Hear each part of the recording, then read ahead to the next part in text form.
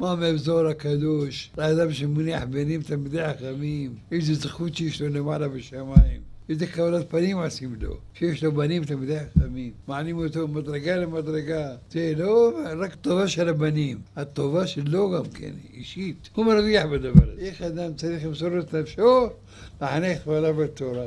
לפעמים ילד שובב, לא רוצה ללמוד.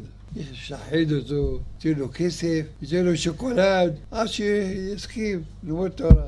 דבר אותו בטובות, השפיע עליו, הביא אנשים בחוץ, רבנים חשובים, שדברו אותו בטובות, כדי שילמוד תורה. ואז יש לו תורה, רב, יש לו בן חכם, ישמח עליו. זה אדם שזוכר שבניו ילמדו תורה. הוא עושה את כל מאמץ. אם בן אדם ילמד אותו, ישפטו בגן עדן.